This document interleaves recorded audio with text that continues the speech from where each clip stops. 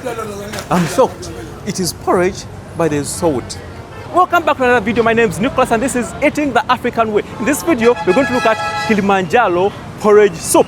Hope I'm not confusing anything. So let us dive into that video right now. Let's go and see what they have for us. It's something interesting, something I haven't seen anywhere. Imagine Kilimanjaro porridge soup. Let us go. The area is called Kinondoni, Salaam, and we're going to look at their soup, also the beef soup. I think let us dive right into the video. They are so busy. Customers keep coming in, eating their shares. They go, they pay, they go. So we're going to also dive into this. We're going to go through the recipe step by step. I'm seeing matooke being mashed. I'm seeing the beef being cut into small pieces. There's a lot happening in the background. There's a lot you need to watch from this place. We're going to find out the prices, everything in this place. So let us dive right into this.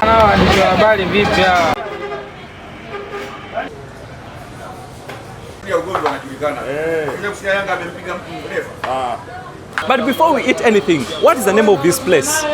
Swai Nyamachoma. So when I look at this matooke, they look different from the ones we have in Uganda, in Kampala. But what is the name of this matooke? Ndizi zinaopikia kumtori ndizi Bukoba. Ndizi Moshi Mshare. What it means by ndizi Bukoba, it means the matooke are from Bukoba, because that is a famous place for matooke. They grow matooke, I think, in the entire Tanzania. So let us dive right into this. Here, the journey of Kilimanjaro starts with something simple. Matooke, but not just plain matooke. This one is cooked together with Irish potatoes, onions, carrots, and a touch of animal fat that gives it that deep traditional flavor. When it's ready, all the soup is drained out completely. What's left behind is mashed until it forms a smooth, thick base.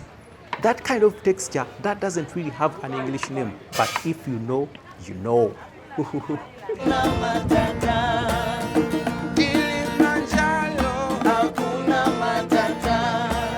Then the magic continues. The drained soup is poured back in slowly, mixing until everything blends into a rich Kilimanjaro porridge soup.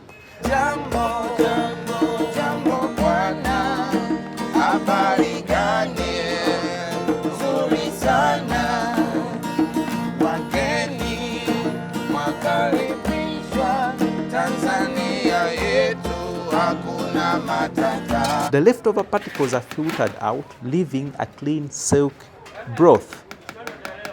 And for the meat lovers, the big chunk of beef is cooked until tender, chopped into small pieces and added right into the porridge soup. That's where all the flavor lives.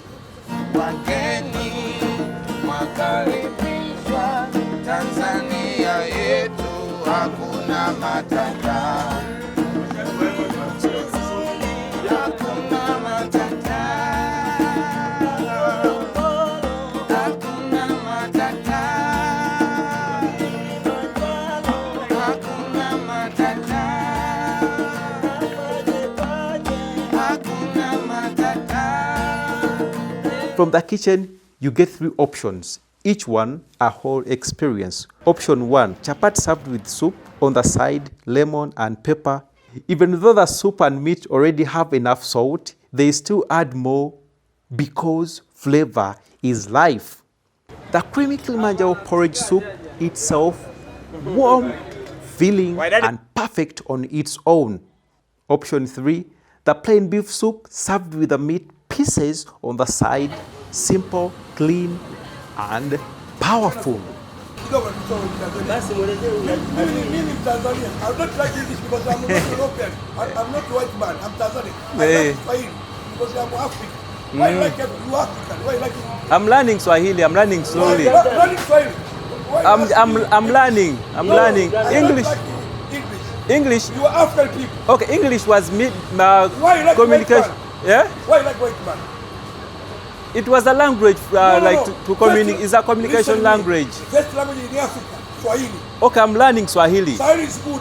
Don't like white man. Okay. For me, ask me English. I don't give you question because I don't like it. Okay, in your society, Swahili is a must because it is your language. Yes. Where I come from, Swahili is not a must. We are just learning. You have Ugandan language. No, not Uganda You language. speak Uganda. Listen me. Listen me. Uganda, Kenya, Hey. Namibia, like English. Like English, not African language. First language in Africa, not in Tanzania, not Uganda, no. In Africa. In Africa. Swahili. But this is Swahili. not their language. Why English? Because they are Ugandans. No. It's like you are Chaga. You have Chaga language. Traditional language. Now they have their English not tradition. tradition. Is Swahili your traditional language? English traditional language. Uh-huh. France is traditional language. China, why not you speak French? Why not you speak They Chinese? speak Ugandan. No. Because it's Ugandan. Tanzania, Chaga, traditional language. No. English, No, it's okay. It's okay. Europe. Talk Swahili, African language. I'm learning Swahili. Swahili, not Uganda, not Kenya, not Tanzania. In my society, Swahili wasn't part of us. No. Society. Me, I'm going 10 countries. Uh-huh. Swahili in Africa. Swahili. They speak like me. It's not Uganda. Not in Uganda. Uganda. Kampala speak Swahili. I think 2% in Uganda can speak Swahili. Why you don't speak Swahili? You are European. You are white man. You are like white man. We come from different societies with different languages. This is What we can do is to learn other languages, but it's not a must that I should speak Swahili or I should know Swahili. For me, talk Swahili. Okay. I'm loving this. He's right, we need to know like our neighbor languages, but it's not a must that I should know it. But if I want to to make it easy for communication, that means I will learn the language. So if you don't speak Swahili, stay in your country. No, that's it. Don't. So I'm just joking. I don't know English. You just maliza bana. Okay. So by now we have seen all the stuff we have went through, how these foods are prepared, how the porridge, the Kilimanjaro porridge is prepared. A lot is happening behind the camera. Someone is complaining about no Swahili. But let us eat and go to another place.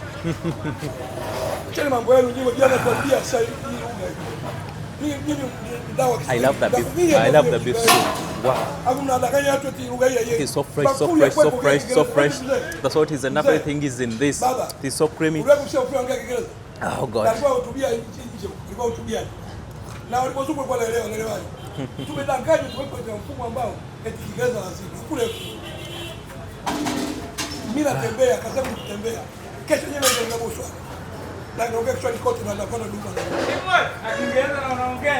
Sikitaki ndicho tunaongea sikitaki. Tunadanganya, yani kuna vijana wamekuwa ila wanadanganya watu. Wametumia Kiingereza hawezi kuishi. Mimi hapo na nyumba na gari yake.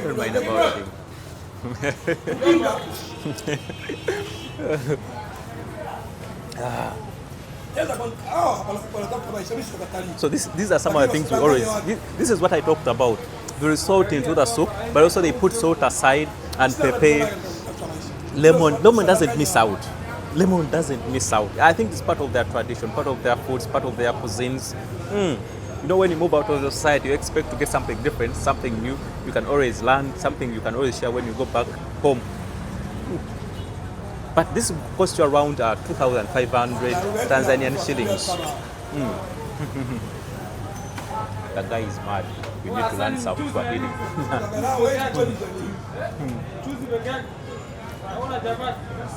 I think he's cursing that day the white man landed on our land. But it's okay, it's okay.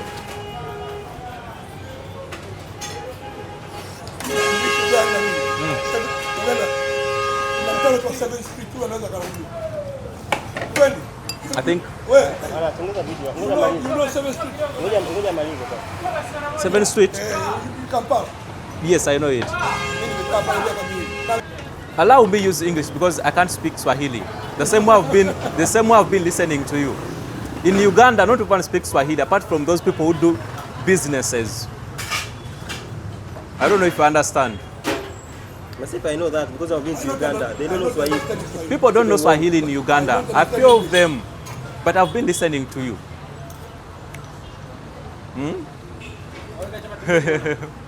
Let's finish the video. So this is porridge. You know, I'm shocked. It is porridge, but there's salt. I've never tasted salted porridge. So this is going to be the first one. I've seen how it is made from the start from matooke, but these are not Ugandan bananas, not Ugandan matooke. These are from what? From where? From Bukoba. I think these are plantains. I need to see the raw ones. Okay, these are matooke. Those matookes. It is porridge. This is porridge. Porridge.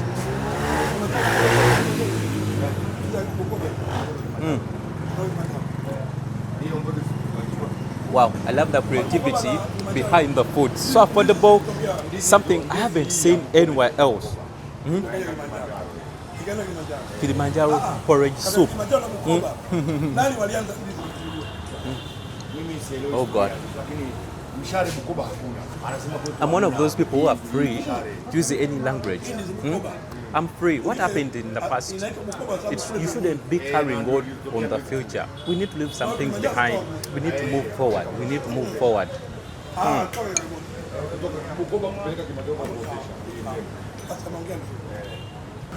So the total of this, it's around 40,500 Tanzanian shillings. Still so affordable. Imagine far away from home, but you can still find the prices are almost the same. The prices are almost the same. But I got a good lesson from that man behind the camera. I don't want you to see him, but it was a good one. Oh, there's a piece of beef. There's a piece of meat into this. Porridge with beef. Porridge with meat. Please come and join me.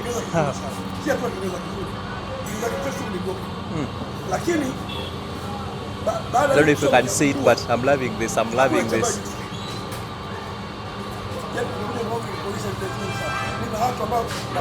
So I'm still complaining. Why shouldn't I be using Swahili? I'm an African. I need to know the Swahili. These are languages we need to learn. We need to learn. It's not a must that I should know it, but I need to learn it.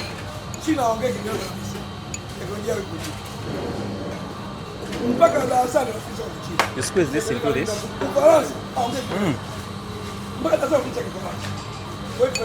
I think lemon is added to everything in the salaam. I think that is it from this place. Let's go. I think this video is going to end here. There's a lot we need to do in the salaam. So that was it in this video. I know you have got something from this video. I think also from the behind the camera also you learned something. It's a must for you to learn Swahili when you come to Tanzania. Some people will not speak to you in English.